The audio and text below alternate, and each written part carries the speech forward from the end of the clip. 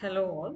Today we discuss about Engineering Mechanics 2021 scheme Module 4.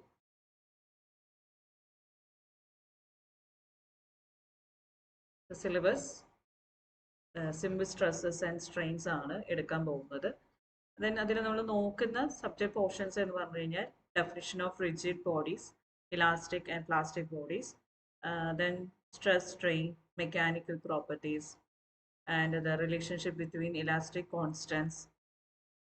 These are the topics. Then first we discuss about stress and strain. We all know about stress. Stress is defined as force per unit area within the materials that arises from externally applied forces. അതായത് ഒരു body എടുത്തു കഴിഞ്ഞാൽ അതിൻ്റെ മുകളിൽ നമ്മൾ force act ചെയ്യുക.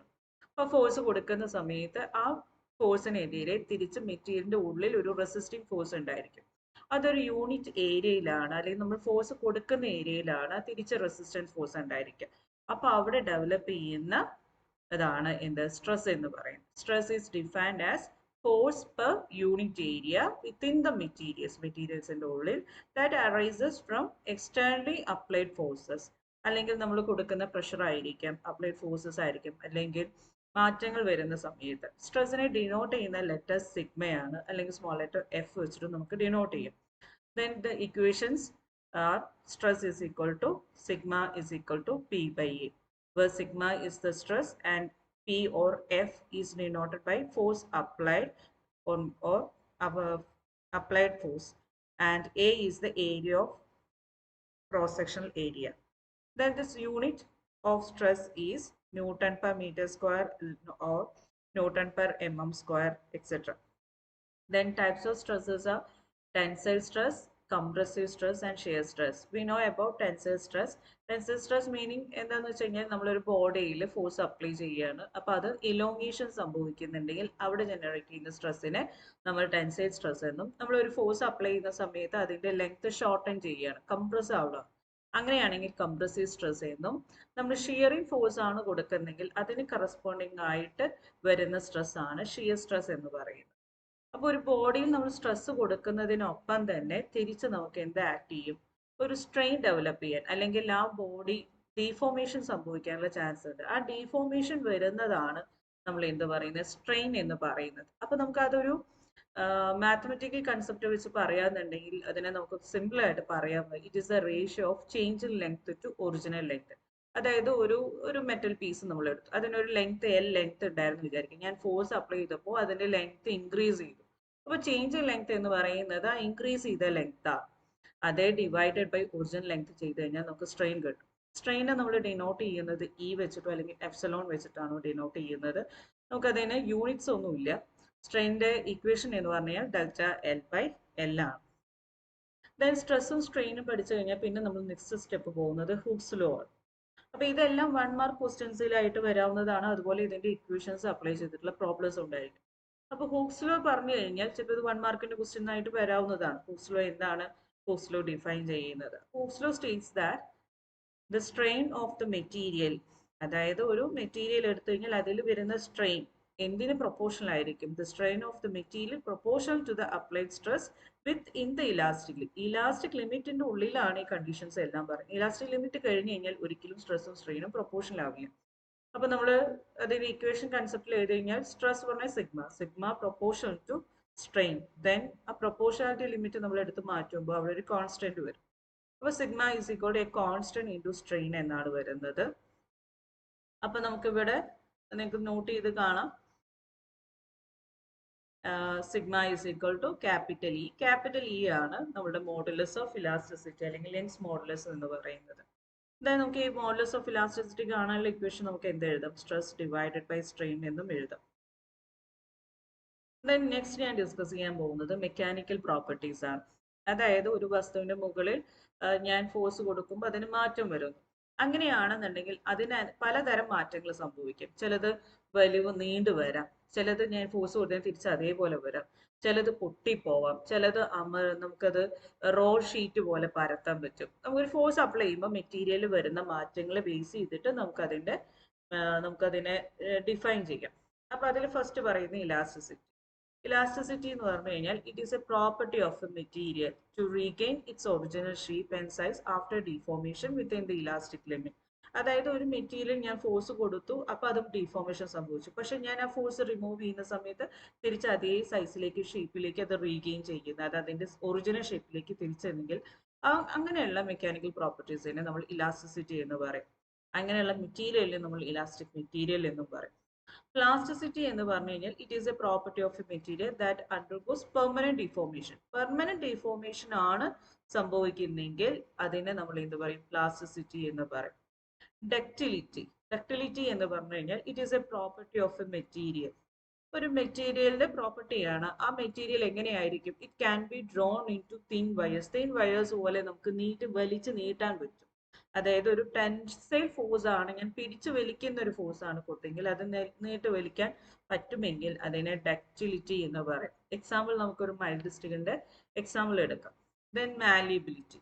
Malleability എന്ന് പറഞ്ഞു കഴിഞ്ഞാൽ it is a property of material that can be rolled into a thin sheets അല്ലെങ്കിൽ ഓട്ട് പ്ലേസ്. അതായത് നമുക്ക് രണ്ട് റോളർ തിരിയുന്നതിൻ്റെ ഇടയിൽ മെറ്റൽ പീസ് വെച്ച് കഴിഞ്ഞാൽ അത് നമുക്ക് തിൻ ഷീറ്റ് പോലെ നമുക്ക് കിട്ടും. അങ്ങനെയാണെങ്കിൽ മാലിബിലിറ്റി. എക്സാമ്പിൾ ഗോൾഡ് പറയാം. Then stiffness. Stiffness എന്ന് പറഞ്ഞു കഴിഞ്ഞാൽ it is the resistance of a member against deformation. Deformation ഇല്ലാതിരിക്കാൻ വേണ്ടിയിട്ടുള്ള ഒരു റെസിസ്റ്റൻസ് ഉണ്ടാവും. അതിനെയാണ് സ്റ്റിഫ്നെസ് എന്ന് പറയുന്നത്. അത് വളരെ സ്റ്റിഫായിട്ടിരിക്കും. അതായത് ഇപ്പൊ നമ്മളൊരു സ്കെയിൽ എടുത്ത് സ്കെയിലിന്റെ രണ്ട് സൈഡ് സപ്പോർട്ട് ചെയ്തിട്ട് സെന്ററിൽ ഒരാളോട് പ്രസ് ചെയ്യാൻ പറഞ്ഞാൽ അത് ഡീഫോം ചെയ്യും, അത് വളയും, ബെൻഡ് ആവും. അങ്ങനെ ബെൻഡ് ആവാതിരിക്കാനുള്ള കഴിവിനെ നമുക്ക് എന്ത് പറയും? സ്റ്റിഫ്നെസ് എന്ന് പറയാം. Then strength എന്ന് പറയാം. It is a resistance offered by the body against failure ഇല്ലാതിരിക്കാനുള്ള റെസിസ്റ്റൻസിനെ നമുക്ക് സ്ട്രെങ്ത് എന്ന് പറയാം. പക്ഷെ ബ്രിട്ടിൽനെസ് എന്ന് പറഞ്ഞു കഴിഞ്ഞാൽ നമ്മളൊരു ഒബ്ജക്റ്റിന്റെ മുകളിൽ ഒരു ലോഡ് കൊടുക്കുകയാണ്. When the material subject to a load it breaks without significant deformation. നമ്മൾ അതിന് അമർന്ന് പ്രസ് ആയിട്ട് പോകുന്നതൊന്നും അല്ലാതെ പെട്ടെന്ന് തന്നെ അവിടെ ക്രാക്ക് ഡെവലപ്പ് ചെയ്യാൻ സഡൻ ഫെയിലിയർ ആണെങ്കിൽ ബ്രിട്ടിൽനെസ് എന്ന് പറയാം. Then toughness. ടഫ്നെസ് എന്ന് പറഞ്ഞു കഴിഞ്ഞാൽ it is the ability of a material to absorb energy.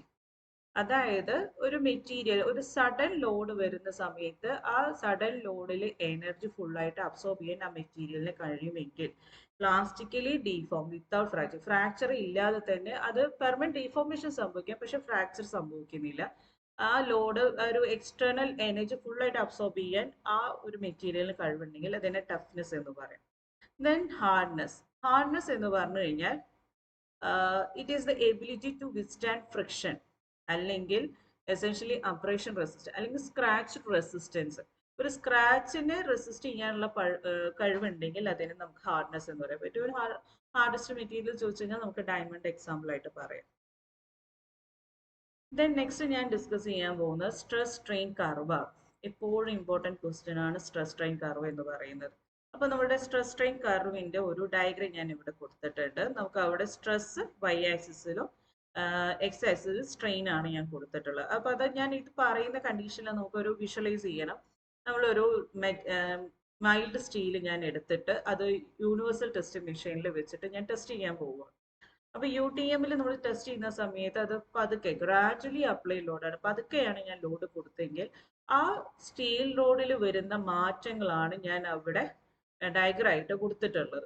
അപ്പം ഞാൻ ലോഡ് കൊടുക്കുമ്പോൾ ആ മെറ്റീരിയലിൽ സ്ട്രെസ് ഡെവലപ്പ് ചെയ്യും. കുറച്ചൊക്കെ കഴിഞ്ഞാൽ സ്ട്രെസ് മാറി കൂടുതൽ ഡീഫോർമേഷനിലേക്ക് എത്തും. അപ്പോൾ സ്ട്രെയിൻ കൂടി വരും. പിന്നീട് അത് കുറേ ലോഡ് എടുത്തു കഴിഞ്ഞാൽ പൊട്ടും. അങ്ങനത്തെ ഒരു കണ്ടീഷൻ ആലോചിക്കും. അപ്പോൾ ഞാൻ ഫസ്റ്റ് പറയുന്നത് OA പോയിന്റ് ആണ്. ഇവിടെയാണ് പ്രൊപ്പോർഷണാലിറ്റി ലിമിറ്റ് എന്ന് പറയുന്ന കണ്ടീഷൻസ് നമുക്ക് പറയാൻ പോകും. OA ഇവിടെ O മുതൽ A വരെ ഇവിടെ നമുക്ക് സ്ട്രെയിറ്റ് ലൈൻ ആയിട്ട് കാണിക്കാം. ഈ ഭാഗം നമുക്ക് ഇലാസ്റ്റിക് ബിഹേവിയർ ഉണ്ടെന്ന് പറയാം. അതായത് ഞാൻ ഫോഴ്സ് കൊടുക്കുമ്പോൾ മാറ്റം വരുന്നതിന് ഫോഴ്സ് റിമൂവ് ചെയ്ത് കഴിഞ്ഞാൽ അതേ കണ്ടീഷനിലേക്ക് എത്തും. അതായത് stress is directly proportional to strain എന്ന് പറയുന്ന ഹൂക്സ് ലോ നമുക്ക് അപ്ലൈ ചെയ്യാൻ പറ്റുന്നത് OA റീജിയനിലാണ്. നെക്സ്റ്റ് വരുന്നത് B പറയുന്ന പോയിന്റ് ആണ്. It's upper yield stress point. ഞാൻ ഫോഴ്സ് കൊടുത്തോണ്ടിരിക്കുമ്പോൾ തന്നെ അവിടെ ഒരു ചെറിയൊരു ഡിഫ്ലക്ഷൻ, അതായത് ഒരു കർവ് ഫോർമേഷൻ വരുന്ന തുടങ്ങും. അങ്ങനെ വരുന്ന ഹൈ പോയിന്റിനെ അപ്പർ ഈൽഡ് സ്ട്രെസ് പോയിന്റ് എന്ന് പറയും. ദെൻ C എന്ന് പറയുന്നത് ലോവർ ഈൽഡ് സ്ട്രെസ് പോയിന്റ് ആണ്. നമുക്ക് ഫസ്റ്റ് കൊടുത്തുന്ന സമയത്ത് തന്നെ നമുക്ക് ഡയലിൽ നോക്കിക്കഴിഞ്ഞാൽ ആദ്യം ഇൻക്രീസ് ചെയ്തു പോയ നീഡിൽ പെട്ടെന്ന് ബാക്കിലേക്ക് ഒന്ന് ഷിഫ്റ്റ് ചെയ്തു വരും, ചെറുതായിട്ടൊരു മാറ്റം. അപ്പൊ അങ്ങനെ വരുമ്പോൾ ഒരു കർവ് താഴേക്ക് വരിക, അതിനെ ലോ. ഇനി ഞാൻ പറയാൻ പോകുന്നത് സ്ട്രെസ് സ്ട്രെയിൻ കർവിനെ പറ്റിയിട്ടാണ്. ഇപ്പൊ സ്ട്രെസ് സ്ട്രെയിൻ കർവ് എന്ന് പറയുമ്പോൾ ഇത് ഞാൻ ഒരു എക്സാമ്പിൾ ആയിട്ട് മൈൽഡ് സ്റ്റീലാണ് എടുത്തിരിക്കുന്നത്. ഒരു മൈൽഡ് സ്റ്റീലിന്റെ ഒരു സ്റ്റീൽ റോഡ് വെച്ചിട്ട് ഞാൻ ടെൻഷൻ ടെസ്റ്റ് അപ്ലൈ ചെയ്യാണ്. അപ്പൊ അതിൽ വരുന്ന മാറ്റങ്ങളാണ് ഞാൻ ഇവിടെ ഡിസ്കസ് ചെയ്യാൻ പോകുന്നത്. ഇതിൽ ഫസ്റ്റ് ഞാൻ ഒരു ടെൻഷൻ ടെസ്റ്റ് അപ്ലൈ ചെയ്യുന്ന സമയത്ത് തന്നെ ഞാൻ ഒരു സ്റ്റീൽ റോഡ് ഫിക്സ് ചെയ്തു. യൂണിവേഴ്സൽ ടെസ്റ്റ് മെഷീനിലാണ് ഞാൻ അത് എടുക്കുന്നത്. യൂണിവേഴ്സൽ ടെസ്റ്റ് മെഷീനിൽ എടുക്കുന്ന സമയത്ത് ഞാൻ എന്ത് ചെയ്യാണ്, ലോഡ് കൊടുത്തോണ്ടിരിക്കുകയാണ്. ഗ്രാജുവലി അപ്ലൈഡ് ഫോഴ്സ് ആണ് ഞാൻ കൊടുത്തോണ്ടിരിക്കുന്നത്. അപ്പൊ അതൊക്കെയാണ് ഞാൻ ലോഡ് കൊടുത്തോണ്ടിരിക്കുന്നത്. ദെൻ നമുക്ക് കാണാം OA എന്ന് പറയുന്ന ഒരു ലൈൻ. അപ്പൊ ഇവിടെ ഞാൻ ഗ്രാഫ് വരച്ചിരിക്കുന്നത് എക്സ് ആക്സിസ് സ്ട്രെയിനും വൈ ആക്സിസിൽ സ്ട്രെസ്സും ആണ് ഡിനോട്ട് ചെയ്തിട്ടുള്ളത്. ഞാൻ ലോഡ് കൊടുത്തോണ്ടിരിക്കുമ്പോൾ ആ മെറ്റീരിയലിന്റെ ഉള്ളിൽ സ്ട്രെസ് ഡെവലപ്പ് ചെയ്യും, സ്ട്രെയിനും കറസ്പോണ്ടിങ് ആയിട്ട് വരുന്നുണ്ടാവും. അപ്പൊ ഫസ്റ്റ് ഞാൻ സമയത്ത് ഗ്രാഫിൽ എനിക്കൊരു സ്ട്രെയിറ്റ് ലൈൻ പോർഷൻ കിട്ടുക. ആ സ്ട്രെയിറ്റ് ലൈൻ പോർഷനിലാണ് OA എന്ന് പറയുന്നത് പ്രൊപ്പോർഷണാലിറ്റി ലിമിറ്റ് എന്ന് പറയുന്ന കണ്ടീഷൻ, അല്ലെങ്കിൽ പ്രൊപ്പോർഷണൽ ലിമിറ്റ് എന്ന് പറയുന്നത്. ഇവിടെ നമുക്ക് ഇലാസ്റ്റിക് ബിഹേവിയർ ഉണ്ടെന്ന് പറയാം. അതായത് OB വരെ ഏകദേശം ഇലാസ്റ്റിക് ബിഹേവിയർ ഉണ്ട്, പക്ഷെ ആക്യുറേറ്റ് ആയിട്ട് പറഞ്ഞാൽ OA ആണ് പ്യൂർലി ഇലാസ്റ്റിക് ലിമിറ്റ് കണ്ടീഷൻ ആയിട്ടുള്ളത്. അതായത് നമ്മൾ ഹൂക്സ് ലോ അപ്ലൈ ചെയ്യാൻ പറ്റുന്ന റീജിയൻ എന്ന് ചോദിച്ചു കഴിഞ്ഞാൽ OA റീജിയൻ ആണ്. ദെൻ അപ്പോൾ സ്ട്രെസ്സും സ്ട്രെയിനും റിലേറ്റ് ചെയ്തിട്ടുള്ള ഹൂക്സ് ലോ നമുക്ക് പറയാം. ദെൻ അടുത്ത പോയിന്റ് കാണുന്നത് B പോയിന്റ് ആണ്. അതായത് ഞാൻ ഒരു മെറ്റീരിയൽ ഫോഴ്സ് കൊടുത്തുകൊണ്ടിരിക്കുകയാണ്. അപ്പൊ അവിടെ വരുന്ന സ്ട്രെസ്സിന്റെ ഗ്രാഫിക് റെപ്രസെന്റേഷൻ ആണ് ഇവിടെ കൊടുത്തിട്ടുള്ളത്. ഇപ്പൊ ഞാൻ വീണ്ടും ഫോഴ്സ് കൊടുത്ത സമയത്ത് നമുക്കൊരു കർവ് റീജിയൻ സ്റ്റാർട്ട് ചെയ്യാം, അതായത് ഡിഫ്ലക്ഷൻസ് തുടങ്ങണം. അപ്പൊ അങ്ങനെ വരുന്ന ആ പോയിന്റിനെ, ആ ഒരു പീക്ക് പോയിന്റ് കാണുന്നുണ്ടെങ്കിൽ അതിന് അപ്പർ ഈൽഡ് സ്ട്രെസ് പോയിന്റ് എന്ന് പറയും. ഈ എയുടെ മുകളിലാണ് B വരുന്നത്. ദെൻ നെക്സ്റ്റ് ഞാൻ വീണ്ടും ഫോഴ്സ് കൊടുത്തോണ്ടിരിക്കുമ്പോൾ നമ്മളുടെ നീഡിൽ ബാക്കിലേക്ക്, നമ്മളുടെ ഡയൽ ഗേജിൽ നീഡിൽ ബാക്കിലേക്ക് ഒന്ന് ഷിഫ്റ്റ് ചെയ്യും. അപ്പൊ അവിടെ കാണുന്ന പോയിന്റിനെ ലോവർ ഈൽഡ് സ്ട്രെസ് എന്ന പോയിന്റ് എന്ന് പറയും. പിന്നെയും ഞാൻ ആ മെറ്റീരിയൽ ലോഡ് കൊടുക്കുകയാണ്. മെറ്റീരിയൽ ലോഡ് കൊടുക്കുന്ന സമയത്ത് നമ്മൾ വരയ്ക്കുന്ന കർവ് ഒരിക്കലും എയുടെ താഴേക്കല്ല വരേണ്ടത്, സിന്ന് മുകളിലേക്കാണ് പോകേണ്ടത്. പ്രത്യേകം ശ്രദ്ധിക്കാം. അങ്ങനെ ഞാൻ ലോഡ് കൊടുത്തോണ്ടിരുന്ന സമയത്ത് മാക്സിമം ആ ഒരു സ്റ്റീൽ മെമ്പറിന് താങ്ങാൻ പറ്റുന്ന അത്രയും സ്ട്രെസ് കണ്ടീഷനിലേക്ക് എത്തി. അതിനെയാണ് നമ്മൾ അൾട്ടിമേറ്റ് സ്ട്രെസ് പോയിന്റ് എന്ന് പറയും. അതിലും കൂടുതൽ എന്ത് ചെയ്യാൻ പറ്റുന്നില്ല, ലോഡ് അതിന് താങ്ങാൻ പറ്റില്ല, പക്ഷെ പെട്ടെന്ന് പൊട്ടില്ല. പക്ഷെ അതിന് മുന്നേ, പൊട്ടുന്നതിന് മുന്നേ ഇറ്റ്സ് ഡ്രോൺ ടു വൈസ്, ഒരു ഡക്റ്റൈൽ മെറ്റീരിയൽ ആണ് മൈൽഡ് സ്റ്റീൽ എന്ന് പറയുന്നത്. അതൊരു വയറ് പോലെ നീളാൻ തുടങ്ങും. പെട്ടെന്ന് പൊട്ടുന്നതിന് മുന്നേ ഒരു ഡീഫോർമേഷൻ ചേഞ്ചസ് കാണിക്കും. അപ്പോൾ അതിൽ നമ്മളുടെ നെക്ക് ഫോർമേഷൻ റീജിയൻ ആണ് DE എന്ന് പറയുന്ന പോർഷൻ. അപ്പോൾ നമ്മളുടെ അൾട്ടിമേറ്റ് സ്ട്രെസ് പോയിന്റിൽ എത്തുന്ന സമയത്ത് അവിടെയുള്ള അൾട്ടിമേറ്റ് സ്ട്രെസ്സിന്റെ കണ്ടീഷൻ എന്ന് വെച്ച് കഴിഞ്ഞാൽ load by area, ultimate load by original cross sectional area എന്ന് പറയാം. ദെൻ DE എന്ന് പറയുന്ന ഭാഗത്ത് നെക്ക് റീജിയൻ ആണ്. നമ്മളുടെ സ്റ്റീല് പൊട്ടാൻ തുടങ്ങുന്നതിന് മുന്നേ ഒരു നെക്ക് പോലെ ഫോം ചെയ്ത് അവിടെ എന്ത് ചെയ്യും, നമുക്ക് അവിടെ, അതായത് നമ്മളുടെ സ്റ്റീൽ റോഡ് ഇങ്ങനെയായിരിക്കും ആദ്യം ഉണ്ടാവുക. ഞാൻ ലോഡ് കൊടുത്തതിന് ശേഷം അത് എന്ത് ചെയ്തു, വലിവ് വന്നു, നീളം കൂടി വന്നു. ഈ നീളം കൂടി വരുന്ന സമയത്ത് തന്നെ അവിടെ നെക്ക് ഫോർമേഷൻ വന്ന് തുടങ്ങിയിട്ടുണ്ടാവും. നെക്ക് ഫോർമേഷൻ വന്ന് തുടങ്ങിയിട്ടാണ് അത് എന്ത് ചെയ്യുക, പൊട്ടാനുള്ള ഭാഗമുണ്ട്. അപ്പൊ ഈ പോർഷനിൽ എത്തുന്ന സമയത്താണ് അവിടെ പൊട്ടുന്നതിന് മുന്നേ നെക്ക് ഫോം ചെയ്തിട്ടുണ്ടായിരിക്കും. അപ്പൊ ഈ DE പോർഷനിൽ നമ്മൾ ഒരിക്കലും ലോഡ് എന്ത് ചെയ്യില്ല, അൾട്ടിമേറ്റ് ലോഡിനേക്കാൾ കൂടുതൽ താഴെയായിരിക്കും വരിക. ദെൻ DE കഴിഞ്ഞ് കഴിഞ്ഞാൽ, നെക്ക് ഫോർമേഷൻ കഴിഞ്ഞ് കഴിഞ്ഞാൽ അടുത്തത് എന്താണ്, റപ്ചർ പോയിന്റ് ആണ്, ബ്രേക്കിംഗ് പോയിന്റ് ആണ്. നമുക്ക് അവിടെ ഫ്രാക്ചർ സംഭവിച്ചു കഴിഞ്ഞു, പൊട്ടിക്കഴിഞ്ഞു. അപ്പൊ ഇവിടെ ഈ ഒരു ഭാഗത്തുള്ളതിനെ നമ്മൾ C മുതൽ E വരെയുള്ള റീജിയനെ പ്ലാസ്റ്റിക് ബിഹേവിയർ എന്ന് പറയാം. അവിടെ പെർമനന്റ് ഡീഫോർമേഷൻ ആണ് മെറ്റീരിയലിന്റെ ഉള്ളിൽ സംഭവിക്കുന്നത്. ദെൻ അവിടെയുള്ള ലാസ്റ്റ് വരുന്ന സ്ട്രെസ്സിനെ ബ്രേക്കിംഗ് സ്ട്രെസ് എന്ന് പറയും. Loaded breaking point by original cross sectional area. Then ഞാൻ ഒരു ഇലാസ്റ്റിക് റീജിയനും പ്ലാസ്റ്റിക് റീജിയനാണ് ഞാൻ ഇവിടെ കാണിച്ചിട്ടുള്ളത്. അതായത് B പോയിന്റ് വരെ നമുക്ക് ഏകദേശം ഒരു ഇലാസ്റ്റിക് റീജിയൻ കൺസെപ്റ്റിൽ പെടുത്താം. പക്ഷെ നമ്മളുടെ B മുതൽ അതിന്റെ C സ്റ്റാർട്ടിങ് E വരെ നമുക്ക് പ്ലാസ്റ്റിക് റീജിയൻ, അവിടെ ഡീഫോർമേഷൻസ് വരെയാണ്, പെർമനന്റ് ഡീഫോർമേഷൻസിലേക്ക് എത്തുകയാണ്. പക്ഷെ പെർമനന്റ് എന്ന് പറയുന്നതും ഫ്രാക്ചറിലേക്ക് എത്തുമ്പോഴാണ് മാക്സിമം കാണിക്കുന്നത്. ദെൻ നമ്മളുടെ സ്ട്രെസ് സ്ട്രെയിൻ കർവിൽ നമുക്ക് കുറച്ച് കാര്യങ്ങൾ നോക്കേണ്ടതുണ്ട്. അതായത് നമ്മളുടെ OA റീജിയനിലാണ് അപ്പോൾ ഏറ്റവും സേഫ് ആയിട്ടുള്ള കണ്ടീഷൻ ഉള്ളത്. അപ്പോൾ നമ്മളുടെ മെറ്റീരിയലിൽ ലോഡ് കൊടുക്കുമ്പോൾ ഏറ്റവും കൂടുതൽ സേഫ് ആയിട്ട് ഇരിക്കുന്ന റീജിയൻ OA റീജിയനാണ്. അപ്പോൾ OA റീജിയനിലുള്ള സ്ട്രെസ് ആണ് നമുക്ക് മാക്സിമം ലോഡ് വെച്ചിട്ട് ഡിസൈൻ ചെയ്യുമ്പോൾ മെറ്റീരിയൽ ഡിസൈൻ ചെയ്യുമ്പോൾ നമുക്ക് OA റീജിയനാണ് എടുക്കുന്നത്. അപ്പോൾ അങ്ങനെ വരുമ്പോഴാണ് നമ്മൾ വർക്കിംഗ് സ്ട്രെസ് എന്ന് പറയുന്നത്. വർക്കിംഗ് സ്ട്രെസ് എന്ന് പറയുന്നത് മാക്സിമം സേഫ് സ്ട്രെസ് ആണ് of a material that can carry. ഒരു മെറ്റീരിയലിന്റെ ഒരു മെറ്റീരിയലിനെ എത്രത്തോളം ക്യാരി ചെയ്യാൻ പറ്റും സേഫ് ആയിട്ട് എന്ന് നോക്കുന്നതാണ് വർക്കിംഗ് സ്ട്രെസ് എന്ന് പറയുന്നത്. ഇപ്പോൾ വർക്കിംഗ് സ്ട്രെസ്സിന് നമുക്ക് ഇക്വേഷൻ പറയുന്നത് ultimate stress by factor of safety ആണ്. Then factor of safety refers to the ratio between ultimate strength of a material and the working stress. അതായത് നമ്മളെ ഒരു ജസ്റ്റ് ഒന്ന് പറയാന്നുണ്ടെങ്കിൽ ഒരു മാക്സിമം എത്രത്തോളം സ്ട്രെസ് ക്യാരി ചെയ്യാൻ പറ്റും before the failure of the actual apply load എന്ന് പറയാം നമുക്ക് ഫാക്ടർ ഓഫ് സേഫ്റ്റി എന്ന് പറയാം. ഇതിന്റെ റേഞ്ച് എന്ന് പറഞ്ഞാൽ നമ്മൾ 1.5 മുതൽ 3, കോൺക്രീറ്റിനൊക്കെ ആണെങ്കിൽ നമ്മൾ ഒരു 3 വരെ കൊടുക്കും. ഇപ്പോൾ സ്റ്റീൽ കൺസെപ്റ്റ് ആണെന്നുണ്ടെങ്കിൽ നമ്മൾ ഒരു 1.5 2 എന്നുള്ള റീജിയനിലൊക്കെയാണ് ഫാക്ടർ ഓഫ് സേഫ്റ്റി നമ്മൾ പ്രൊവൈഡ് ചെയ്യുക. ദെൻ നെക്സ്റ്റ് വരുന്നത് നമുക്ക് deformation of a body subject to axial load. Axial load കൊടുക്കുമ്പോൾ നമ്മളുടെ ബോഡിക്ക് വരുന്ന ഡീഫോർമേഷൻ ചേഞ്ചസ്, ചിലപ്പോൾ അത് നമ്മൾ ബോഡിയിലെ ആക്സൈൽ ലോഡ് കൊടുക്കുന്നത് ടെൻസൈൽ ആണെന്നുണ്ടെങ്കിൽ ഇൻക്രീസ് ഇൻ ലെങ്ത് ആയിരിക്കും. കംപ്രസീവ് ഫോഴ്സ് ആണ് കൊടുക്കുന്നെങ്കിൽ ഷോർട്ടനിങ് അല്ലെങ്കിൽ ഷോർട്ട് എൻഡ് ആയിരിക്കും, നമ്മുടെ ലെങ്ത് ചുരുങ്ങുന്ന അവസ്ഥയായിരിക്കും.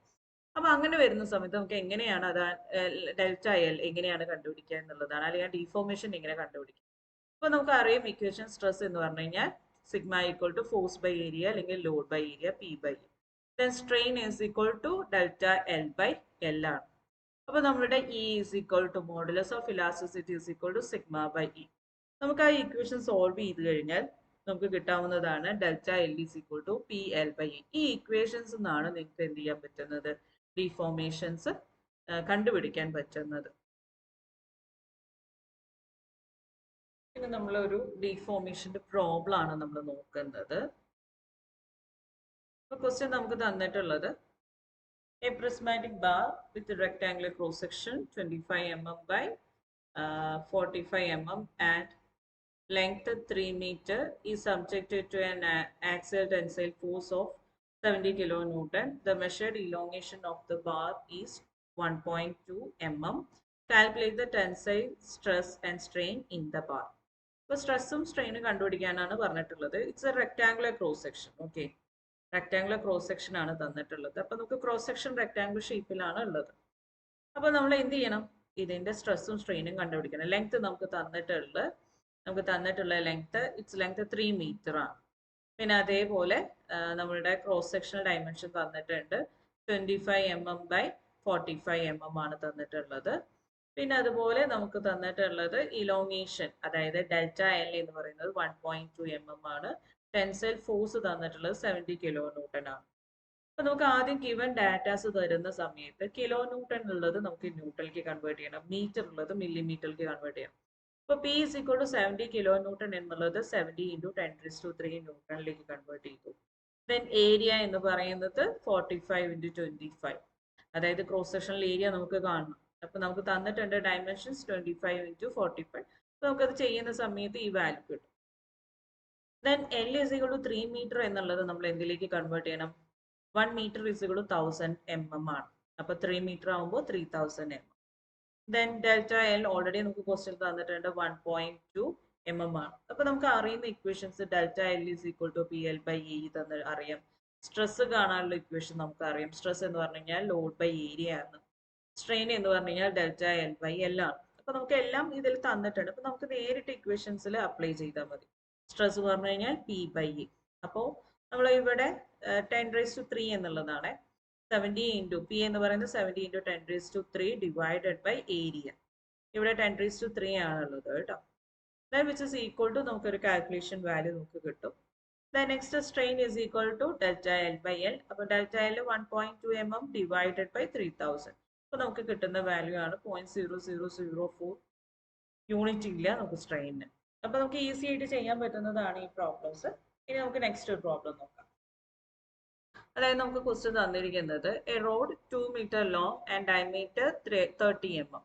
ഒരു റോഡ് ഉണ്ട്, ഒരു സ്റ്റീൽ റോഡ് ആയിരിക്കാം, അതിന്റെ ഡയമീറ്റർ 30 mm ആണ്. ഈ subject to an axial pull of 30 kN. 30 kN വരുന്ന സമയത്ത് അത് നമുക്ക് ന്യൂട്ടണിലേക്ക് കൺവേർട്ട് ചെയ്യണം.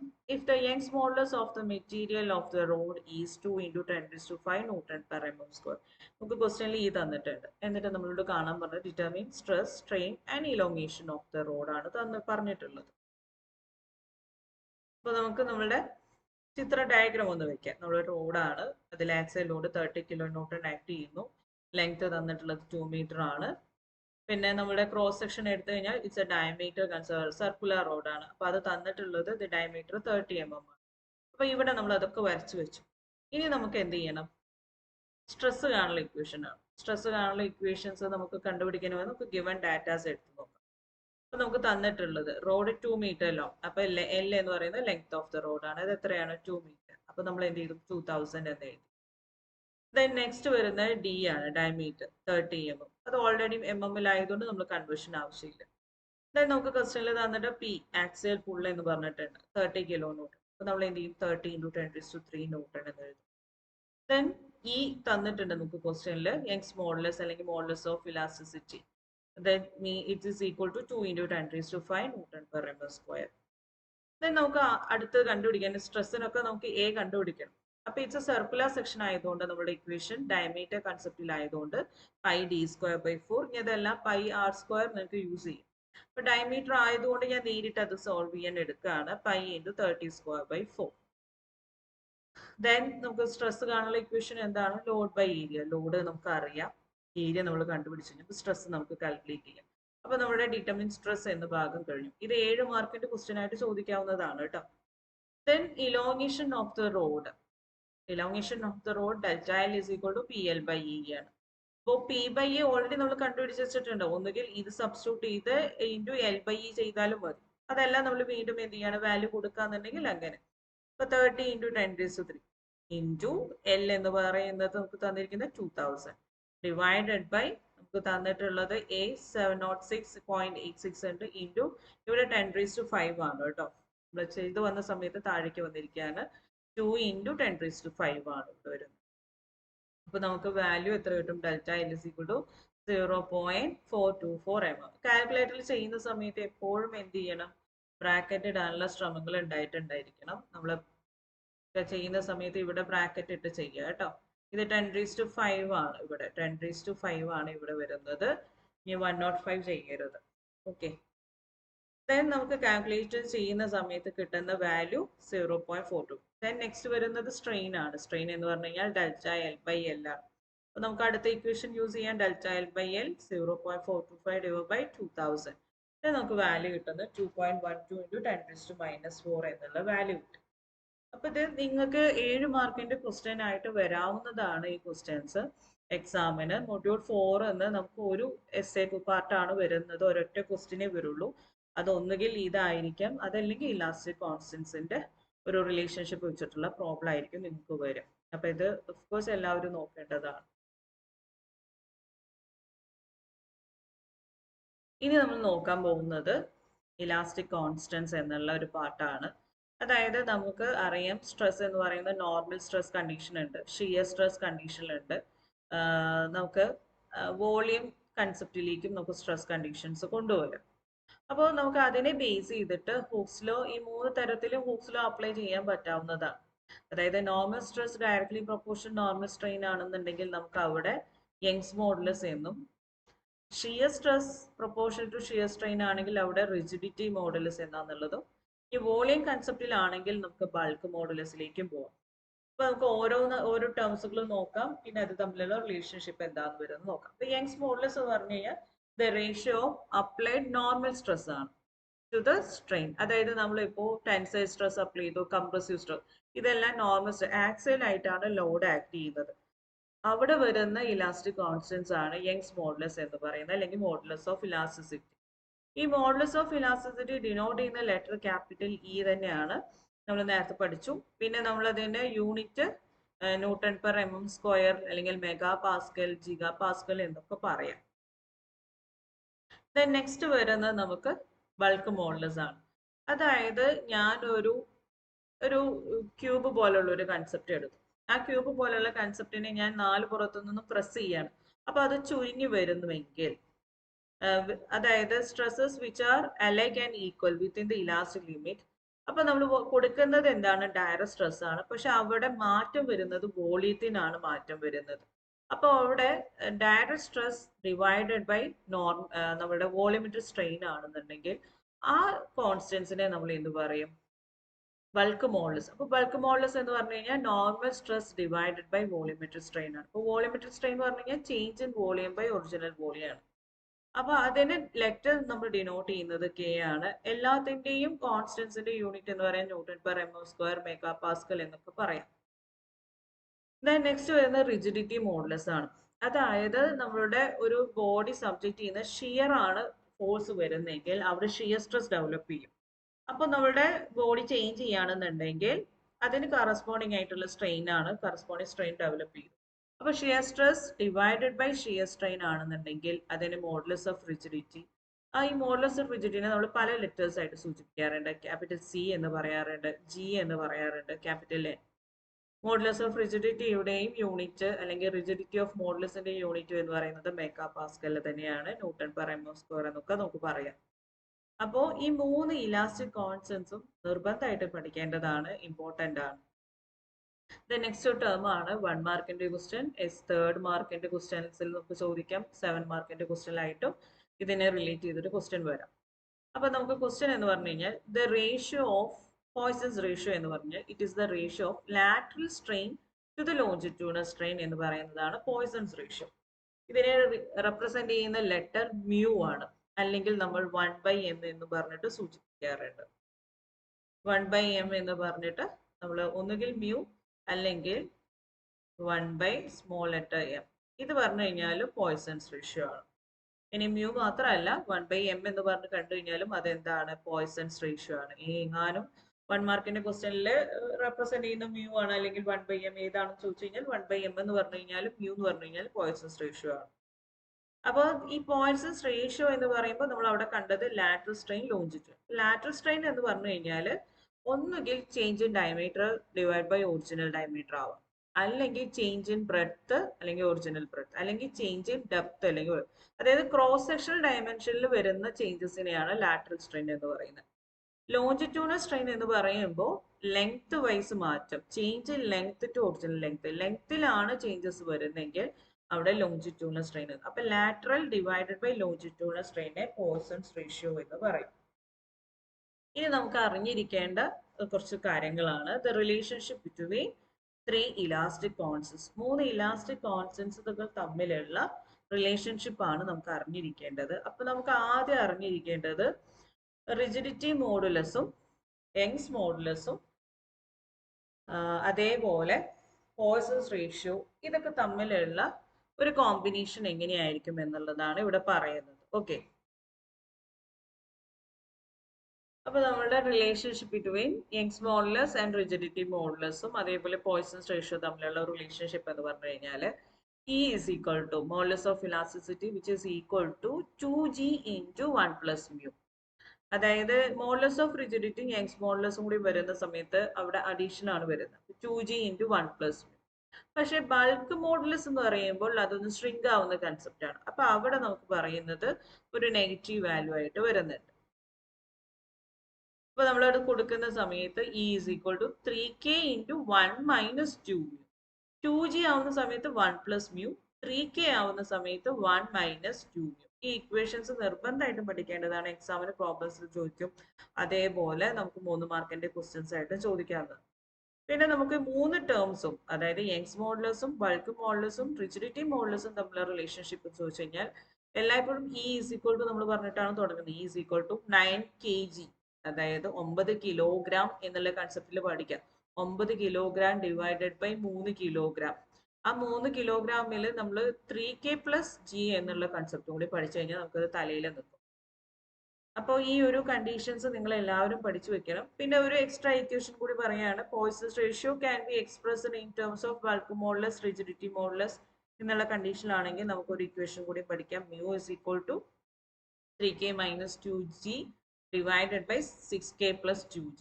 അപ്പോൾ ഈ ഇക്വേഷൻസ് ഓർത്തിട്ടില്ലെങ്കിലും ബാക്കി 3 ഇക്വേഷൻസ് നിങ്ങൾ അറിഞ്ഞിരിക്കേണ്ടതാണ്. നമുക്ക് ഇത് വെച്ചിട്ടുള്ള പ്രോബ്ലംസ് എക്സാമിന് ചോദിക്കും. നമുക്ക് ഇനി ക്വസ്റ്റ്യൻ പേപ്പർ റിലേറ്റഡ് ആയിട്ടുള്ള കുറച്ച് ക്വസ്റ്റ്യൻസ് നോക്കാം.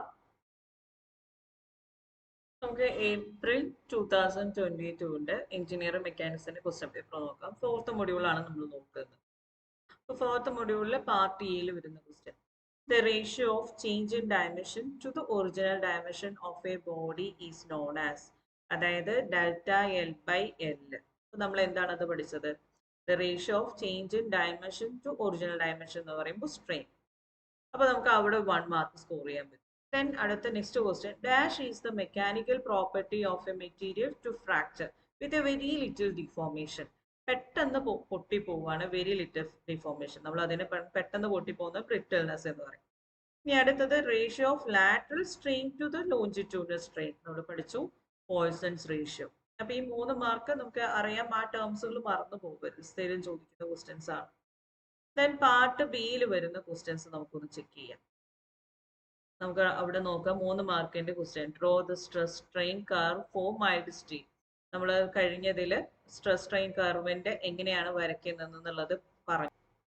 അപ്പോൾ നമ്മളുടെ സ്ട്രെസ് സ്ട്രെയിൻ കർവ് നമ്മളത് വരച്ചിട്ടുണ്ടായിരുന്നു. സ്ട്രെസ്സും സ്ട്രെയിനും O A B C D E എന്ന് പറയുന്ന പോയിന്റ്സുകളിൽ അതിൽ ബി സി പോയിന്റ്സ് ആണെന്നുണ്ടെങ്കിലും അപ്പർ ഈൽഡ് പോയിന്റ്, ലോവർ. അപ്പൊ ഈ കർവ് വരച്ചു കഴിഞ്ഞാൽ നിങ്ങൾക്ക് 3 മാർക്കാണ്. ഫിഗറിന് 1.5 മാർക്കും, പിന്നെ ഇനി ഏതെങ്കിലും ഒരു 3 പോയിന്റ്സ് കറക്റ്റ് ആയിട്ട്, അതായത് ഈ പോയിന്റ്സുകളെല്ലാം കറക്റ്റ് മാർക്ക് ചെയ്ത് അത് കറക്റ്റ് ആയിട്ട് എഴുതി വെച്ച് കഴിഞ്ഞാൽ നമുക്ക് 3 മാർക്ക് സ്കോർ ചെയ്യാൻ പറ്റും. അപ്പൊ അത് മാക്സിമം നിങ്ങൾ അത് പഠിക്കണം. നെക്സ്റ്റ് അതിലെ ക്വസ്റ്റ്യൻസ് ചോദിച്ചിട്ടുള്ളത് മൊഡ്യൂൾ 4 വന്നിട്ടുള്ള ക്വസ്റ്റ്യൻ നമുക്ക് നെക്സ്റ്റ് ചെക്ക് ചെയ്യാം. പാർട്ട് ബിയിൽ explain the material properties hardness and toughness. അപ്പൊ ഹാർഡ്നെസ് എന്താണ്? നമ്മൾ ഹാർഡ്നെസ് പറഞ്ഞു കഴിഞ്ഞാൽ റെസിസ്റ്റൻസ് ടു സ്ക്രാച്ച് എന്നുള്ളത് പറയാം. ടഫ്നെസ് എന്ന് പറഞ്ഞു കഴിഞ്ഞാൽ it is the ability of a materials to store energy before rupture. റപ്ചറിന് മുന്നേ അതിന് എത്രത്തോളം മാക്സിമം എനർജി സ്റ്റോർ ചെയ്യാൻ പറ്റും എന്നുള്ളതിനാണ് നമ്മൾ ടഫ്നെസ് എന്ന് പറയുന്നത്. നമ്മളിവിടെ അതിന് കൊടുത്തിട്ടുണ്ട്. ഹാർഡ്നെസ് എന്ന് പറഞ്ഞാൽ it is defined as the ability of a material to resist abrasion അല്ലെങ്കിൽ ഇൻഡന്റേഷൻ. അതിൽ തുളഞ്ഞു പോവാതിരിക്കാൻ അതിനെ റെസിസ്റ്റ് ചെയ്യാൻ പറ്റുന്ന കഴിവിനെ നമ്മളത് പറയും. ടഫ്നെസ് എന്ന് പറഞ്ഞാൽ the ability of a material to absorb energy before fracture is called toughness എന്ന് പറയുന്നത്. നെക്സ്റ്റ് ക്വസ്റ്റ്യൻ വന്നിട്ടുള്ളത് explain modulus of rigidity. Modulus of rigidity എന്ന് പറഞ്ഞു കഴിഞ്ഞാൽ നമ്മൾ 3 ഇലാസ്റ്റിക് കോൺസ്റ്റൻസിൽ ഒരു ഇലാസ്റ്റിക് കോൺസ്റ്റന്റ് ആണ് modulus of rigidity. Modulus of rigidity പറഞ്ഞാൽ shear stress by shear strain ആണ്. പിന്നെ അതിനെ GCN എന്നൊക്കെ പറഞ്ഞിട്ട് പറയാം.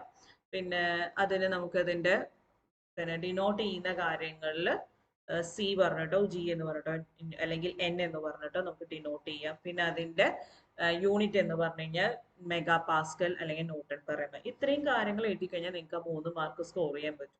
അപ്പൊ നമുക്ക് 3 ക്വസ്റ്റ്യൻസ് നമ്മൾ അപ്ലൈ ചെയ്ത് കഴിഞ്ഞാൽ 3 മാർക്ക് വരുന്ന സമയത്ത് 9, പിന്നെ പാർട്ട് എയിൽ ഓൾറെഡി 3 മാർക്ക് വന്നു. അപ്പൊ 12 മാർക്ക് നമുക്ക് ഓൾറെഡി ക്വസ്റ്റ്യൻസ് ചെയ്ത് കിട്ടി.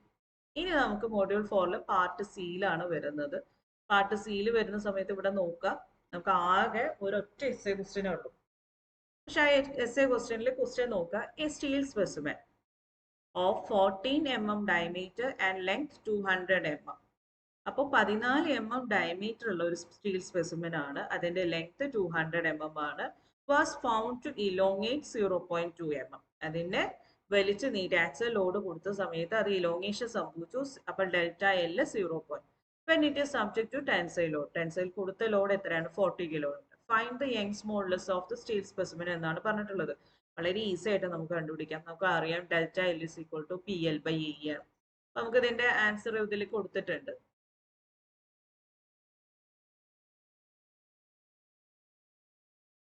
ഇതാണ് ക്വസ്റ്റ്യൻ ഉള്ളത്.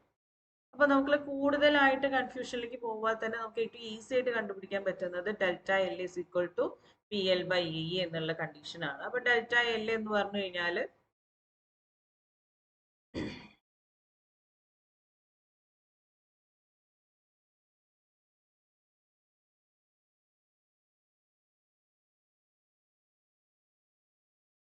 P L by A E. എന്ന് പറയുന്ന കണ്ടീഷനിലാണ് നമുക്ക് ഉള്ളത്.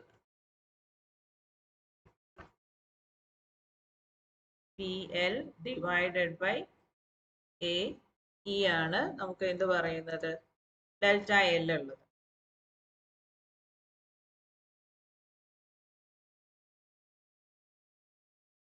ഡെൽറ്റ എൽ കാരണം സിമ്പിൾ ഇല്ലാത്തതുകൊണ്ട് ഡെൽറ്റ എൽ. അപ്പൊ നമുക്ക് അതിൽ നിന്ന് ഡെൽറ്റ എൽ തന്നിട്ടുണ്ട്, ഏരിയ നമുക്ക് കണ്ടുപിടിക്കാം, എൽ ക്വസ്റ്റ്യൻ തന്നിട്ടുണ്ട്, പി തന്നിട്ടുണ്ട്. അപ്പൊ അതിൽ നമുക്ക് ഇ ഈസ് ഈക്വൽ ടു നമുക്ക് ഇക്വേഷൻ എഴുതിക്കൂടെ. അപ്പൊ ഇ എന്ന് പറയുന്നത് എന്തായിരിക്കും P L by A into delta L ആയിരിക്കും. അപ്പൊ നമുക്ക് അതിന് സോൾവ് ചെയ്യാൻ ഏറ്റവും ഈസി. ഇതിനാണ് 7 മാർക്ക് വന്നിട്ടുള്ളത്. പിന്നെ അതിന്റെ താഴെയുള്ള ഒരു ക്വസ്റ്റ്യൻ നോക്കാം. A steel bar of 50 mm wide. ഈ പ്രോബ്ലം നിങ്ങൾ നോക്കാം. ഓക്കെ, അപ്പൊ അത് നമുക്ക് തന്നിട്ടുള്ളത് എന്തൊക്കെയാണ്? 50 mm വൈഡ് ആണ്, 12 mm തിക്ക് ആണ്, 300 mm ലോങ് ആണ്. ഈ subject to full of 84. Find the change in length. അപ്പൊ നമുക്ക് വീണ്ടും delta L is equal to P L by E. Then അത് കഴിഞ്ഞിട്ട് നമുക്ക് എന്തും കണ്ടുപിടിക്കണം, വിഡ്ത്തും തിക്നെസ്സും കണ്ടുപിടിക്കണം. അപ്പൊ നമുക്ക് ഡെൽറ്റ എൽ യൂസ് ചെയ്തിട്ട് നമുക്ക് പി എൽ ബൈ ഇ വെച്ചിട്ട് ഡെൽറ്റ എൽ കണ്ടുപിടിച്ചു. പക്ഷെ വിഡ്ത്തും തിക്നെസ് ഓഫ് ദ ബാറും നമുക്ക് എങ്ങനെയാണ് കണ്ടുപിടിക്കുക എന്നുള്ളതാണ് അടുത്ത ക്വസ്റ്റ്യൻ. പിന്നെ അതിൽ അവർ തന്നിട്ടുള്ളത് മോഡുലസ് ഓഫ് ഇലാസ്റ്റിസിറ്റി ഇ തന്നിട്ടുണ്ട്, പോയ്സൺസ് റേഷ്യോ. അപ്പൊ delta L equal to P L by E. അപ്പൊ പി എന്ന് പറയുന്നത് 84, എൽ എന്ന് പറയുന്നത് എത്രയാണ് 300 mm divided by area. A എന്ന് പറയുമ്പോൾ 50 ഇൻറ്റു 12. ഇ എന്ന് പറയുന്നത് തന്നു ഇവിടെ. അപ്പൊ ഡെൽറ്റ എൽ കണ്ടു, ചേഞ്ച് ഇൻ ലെങ്ത് കണ്ടു. പക്ഷെ വിഡ്ത്തും തിക്നെസ് ആണ് നമുക്ക് കണ്ടുപിടിക്കേണ്ടത്. അപ്പൊ നമുക്ക് അതിന് എന്താണ് സൊല്യൂഷൻ ഉള്ളത്? നമുക്ക് പോയ്സൺസ് റേഷ്യോ തന്നിട്ടുണ്ട്. പോയ്സൺസ് റേഷ്യോ തന്നു കഴിഞ്ഞാൽ നമുക്ക് അവിടെ അറിയുന്നത് സ്ട്രെയിൻ കണ്ടുപിടിക്കാം. നമ്മൾ ആദ്യം സ്ട്രെയിൻ, ഇതിന് എന്തിനാണ് സ്ട്രെയിൻ കണ്ടുപിടിക്കാന്ന് വെച്ച് കഴിഞ്ഞാല് നമുക്കറിയാം നമ്മളുടെ പോയ്സൺസ് റേഷ്യോ എന്ന് പറഞ്ഞു കഴിഞ്ഞാൽ lateral strain by longitudinal strain ആണ്. അപ്പൊ നമുക്ക് ഡെൽറ്റ എൽ കിട്ടിക്കഴിഞ്ഞ് കഴിഞ്ഞാൽ നമുക്ക് ലോഞ്ചിറ്റ്യൂഡിനൽ സ്ട്രെയിൻ കണ്ടുപിടിക്കാം. ലോഞ്ചിറ്റ്യൂഡിനൽ സ്ട്രെയിൻ എന്ന് പറഞ്ഞു കഴിഞ്ഞാൽ ഡെൽറ്റ എൽ ബൈ എൽ ആണ്. അപ്പൊ ലോഞ്ചിറ്റ്യൂഡിനൽ സ്ട്രെയിൻ കണ്ടുപിടിച്ച് കഴിഞ്ഞാൽ ലാറ്ററൽ സ്ട്രെയിൻ നമുക്ക് കണ്ടുപിടിക്കാൻ ഈസിയാണ്. അതായത് mu is equal to lateral strain divided by longitudinal strain. Mu value നമുക്ക് ക്വസ്റ്റ്യൻ തന്നിട്ടുണ്ട്. ലോഞ്ചിറ്റ്യൂഡിനൽ സ്ട്രെയിൻ നമുക്ക് ഡെൽറ്റ എൽ കണ്ടുപിടിച്ച് നമുക്ക് ലോഞ്ചിറ്റ്യൂഡിനൽ സ്ട്രെയിൻ കിട്ടും. അപ്പൊ mu into longitudinal strain which is equal to lateral strain കിട്ടി. ലാറ്ററൽ സ്ട്രെയിൻ എന്ന് പറഞ്ഞു കഴിഞ്ഞാൽ ഒന്നുകിൽ change in depth by original depth, അതും ലാറ്ററൽ സ്ട്രെയിൻ ആണ്. Change in breadth by original breadth, അതും ലാറ്ററൽ സ്ട്രെയിൻ ആണ്. അപ്പൊ നമുക്ക് എന്ത് ചെയ്യാം, ഡെൽറ്റ ബി എന്ന് പറയുന്നത് ഈ ബി ഇൻറ്റു ലാറ്ററൽ സ്ട്രെയിൻ ചെയ്യാം. തിക്നെസ് എന്ന് പറയുന്നത് മാറ്റം വരുന്നത് ടി ഇൻറ്റു നമ്മളുടെ ലാറ്ററൽ സ്ട്രെയിൻ. അങ്ങനെയാണ് നമുക്ക് 7 മാർക്ക് ക്വസ്റ്റ്യൻ നമുക്ക് കിട്ടാവുന്നതാണ്. അപ്പോൾ ഏറ്റവും ഈസി ആയിട്ട് നമുക്ക് മാർക്ക് സ്കോർ ചെയ്യാൻ പറ്റുന്ന ഒരു മൊഡ്യൂളാണ് മൊഡ്യൂൾ 4. നിങ്ങൾക്കത് മനസ്സിലായെന്ന് വിചാരിക്കുന്നു. Thank you all.